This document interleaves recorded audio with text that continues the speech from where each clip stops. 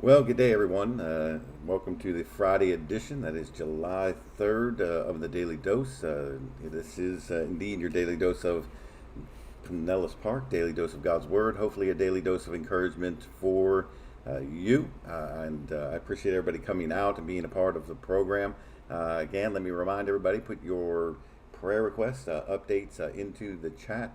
Likewise, give your feedback there as well so that we can kind of make improvements in the program, make improvements in what we do, and you can also make suggestions. If there's some book that you kind of want to go through in this way that we do it, it's just sort of an overview of some of the teachings that we find in some of these books. Certainly, we would appreciate that as well. Right now, we're doing kind of some of the smaller, overlooked, and not overlooked by in general, but books that we don't necessarily regularly go to.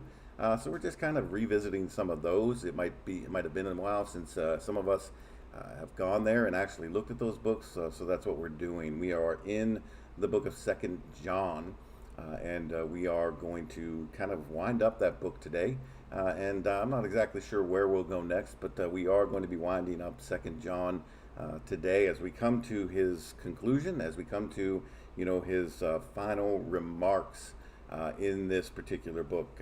Just to remind ourselves, um, this is a book that where he talks a lot about truth. He talks a lot about love, and he talks a lot about false teaching. Actually, this conversation about false teachers began all the way back in First John, where of course if you do any kind of study of that book at all, you realize that he is fighting against what is called Gnosticism, and you can look that up, and we can talk about it at some point. But John is fighting an error. It's a false teaching, and he refers to it throughout First John, and then of course here in Second John, and it takes the form of those who deny that Christ ever came in the flesh. And he goes on in the middle of the book, and he talks about that error at length, and how it is not just simply an error that has no consequence, but it is an error that puts us out of harmony with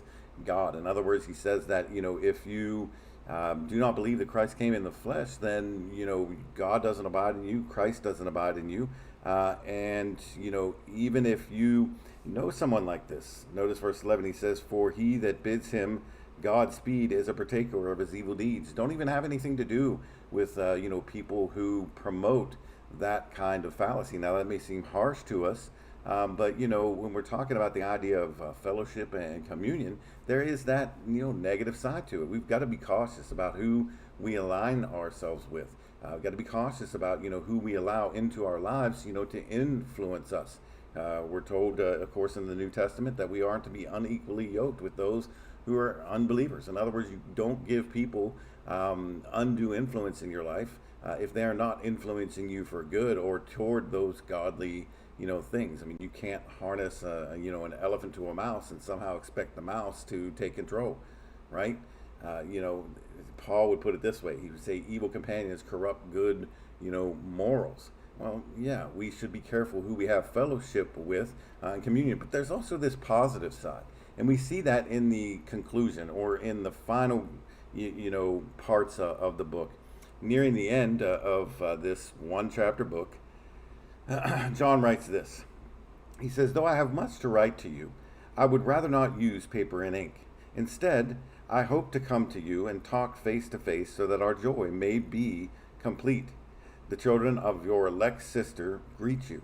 You know, there is this communion side, this fellowship side of being a Christian that just simply can't be replaced by anything else. And when we say that, what we mean is that face to face, look you in the eye, shake your hand, which kind of nowadays it's going to be an elbow bump or a fist bump.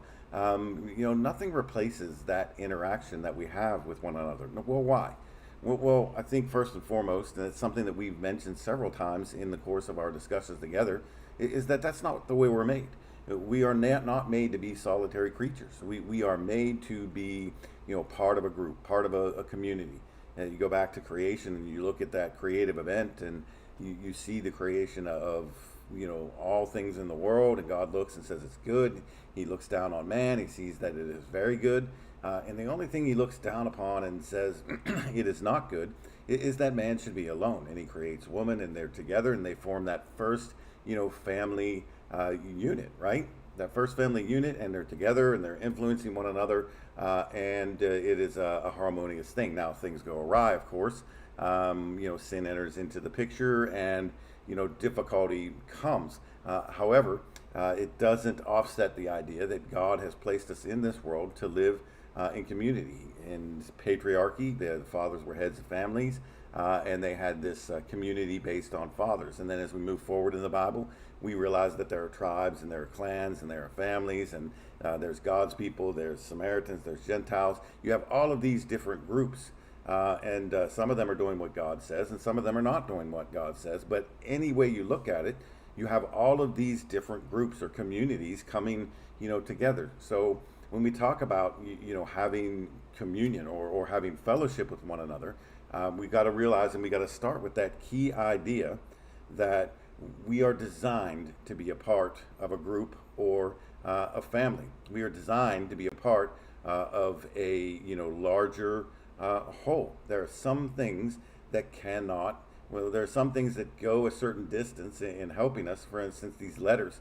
The New Testament is comprised of, a lot of letters. Now, not all of them are letters, but there are a lot of letters, and those things we have because they've been preserved throughout the years, so that it serves its purpose. But even John says here, look, there's some things a letter just can't do. Now, today we could say, well, there's some things an email just can't do. There's some things a text just can't do. And it used to be the case that that was really felt more than it is today. Nowadays, we have people, who are dating, breaking up with one another via a text.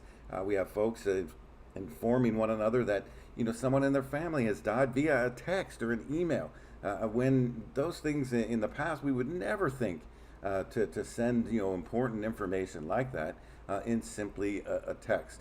There should be things, there must be things, and I believe within our Christian fellowship there are things that just simply have to be done, face to face. But let's read this again, and I want to bring out just a couple of points about what he says.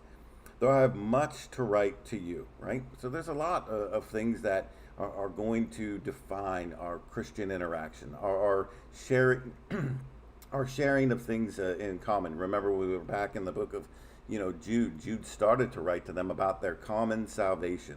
That's a big conversation, and no doubt John had a lot that he could say to these folks. But John says, I would rather not use paper and ink. It's not his first choice. His first choice is to be with them, and to have that warmth and that hospitality and that benevolence and that just feeling of goodness and kindness of people when they gather together. He says, instead, I hope to come to you and talk face to face, right? So there's at least three elements here that he sees as part of this deeper, warmer, affectionate fellowship. Number one, they come together, right? That's why when you turn over to the New Testament, to the books like the book of Hebrews, when it talks about the church, it says things like don't forsake the assembling of yourselves together, such is the habit of some. You've got to come together. There are some things that are really just better shared. Some things should be shared, and some things really can only be shared by an experience of each other, right? In other words, being in one another's presence. So number one, we've got to come together, right? Number two, there is talk, right? There has to be an exchange of information. There has to be an exchange of communication, and this is vital. How many marriages, how many relationships suffer each and every year because folks can't communicate, or when they do communicate, they communicate ineffectively, or they communicate things that maybe they shouldn't be communicating, or they think they're communicating, but they're not actually getting across. Here he says we got to talk, and it's the idea of communication, making yourself vulnerable, putting yourself out there, exchanging information. Who are you? Where did you come from? What do you believe? What are the things that you've built your life upon? We've got to share, one another's lives. If you go back to Acts chapter 2, I'll tell you what, let's just take a second to actually do that. Go back to Acts chapter 2 and begin with verse 42. Notice what Luke here records. He says, and they devoted themselves to the apostles' teaching and fellowship, to the breaking of bread and prayers, and awe came upon every soul. And many wonders and signs were being done through the apostles, and all who believed, now notice this, were together and had all things in common. And they were selling their possessions and belongings and distributing the proceeds to all as any had need. And day by day, attending the temple together and breaking bread in their homes, they received their food with glad and generous hearts, praising God and having favor with all the people. And the Lord added to their number daily those who were being saved. So there's at least two things that they were doing here as far as their communication goes. They were communicating, with one another, but then you'll notice they were also communicating, or they were in communication with God. They were going and praising Him. They were reading His Word. They were in fellowship with man, fellowship with God, talking, communicating. Now, not all communication is talk, right? Matter of fact, some estimate that well over 50% of the things that we communicate are communicated non-verbally. But that only reinforces the idea that we've already talked about. See, if I can't see you, I don't see your nonverbals. If you can't see me right now, you can't see me waving my hands and moving my head and my my gestures, right? Now, sometimes we'd rather not be seen, and that's okay too, because there are things, there are extenuating circumstances. But to have that communication with one another, verbal or nonverbal, is vital. So notice, come together, talk, and then he says face to face here. And now he doesn't literally mean put your face against somebody else's face. And during the COVID-19 thing, we certainly wouldn't recommend that to anybody. But face to face here is an expression.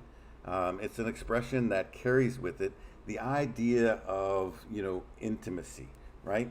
It is basically kind of a couple of words in the original language, kind of that is Greek, sort of slammed together. One of those words is the word stoma, and it is the word that is used or best translated as mouth, right? So the other word is against, right? It means against. So far we have mouth, against, and the third word that is involved in this is again stoma. So it's kind of like mouth against mouth. So when you're talking, you're simply facing one another, looking at one another, having that eye contact, hearing the words that speak. It's very literal. If we, mouth to mouth sounds more like a life-saving measure, and in some ways, I guess it is. But the expression simply means this: a deeper level of communication. I can see you. I can have that intimate look into your eyes. I can have that closeness that comes from being in one another's presence. So it's not just coming together, and it's not just talking about anything. It's about talking about things that endear us to one another, bring us closer together as people. All of that is just vitally important. How vitally important? Well, notice what he says last. He says, so that our joy may be complete. If you want to have joy in Christian fellowship, then you've got to be engaging in these activities within it. That's why a lot of folks, when they show up late and they take off early, they never really gain the full benefit of having this, fellowship or communion with those of like precious faith.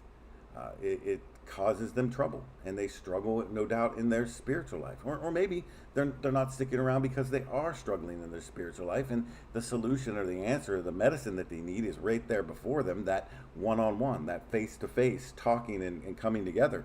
But they just haven't come to realize that yet.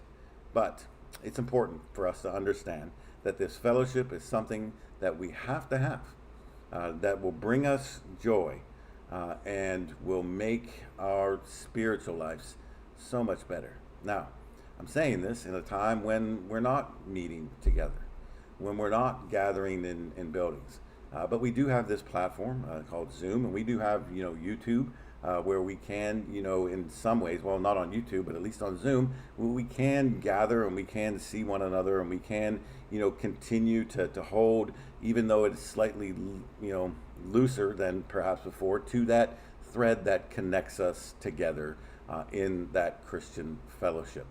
But we can also do it in other ways. People need this, and you might be the person who can help hold somebody closer to their faith by simply reaching out to them. So as we approach this wonderful weekend, celebrating the 4th of July, encourage somebody, reach out to somebody, extend somebody some form of communication. And again, I know everything's limited, so that face-to-face part might take on a different nuance, but reach out.